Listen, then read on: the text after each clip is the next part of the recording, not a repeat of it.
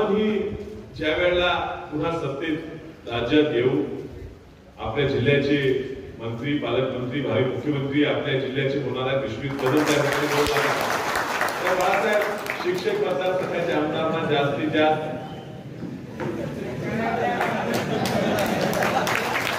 त्याला काय भविष्यवाणी लागत नाही, त्याला काय ते पंचांगीच्या मला लागत नाही, ते घडणार आहे, ते घडणार आहे, लोक ठरवून आलाय.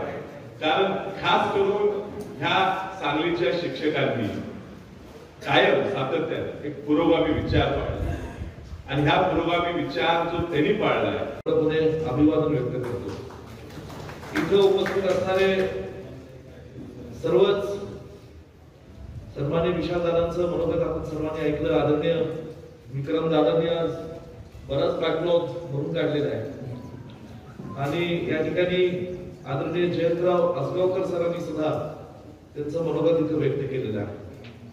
प्रथमतः सर्व पत्रकारांना आणि विशेषतः इलेक्ट्रॉनिक चॅनलवाल्यांना विनंती, विशाल पाटील काही बोलले असतील ते सोडून द्या, कृपया करून त्याची ब्रेकिंग न्यूज करू नका. माझी विनंती आहे तुम्हाला, कारण ते आमचे बंधू आहेत आणि आमचं सध्या एकदम जिव्हाळ्याचं घट्ट नातं आहे. म्हणून भावनेच्या आधारे प्रेमापोटी काही गोष्टी ते सांगलीकरांच्या वतीने बोलत असतील, पण तो फार विषय उगाच काहीतरी त्याच्यावर बातमी करू नका अशी माझी नम्र विनंती तुम्हाला. ते होतं काय, सगळेजण हातून माझ्या मागे लागतात आणि म्हणून या ठिकाणी आज जयंत आसगावकर जे एक स्वतः शिक्षक आहेत, शिक्षण संस्था उत्तम चालवतात आणि गेल्या अनेक वर्षांपासून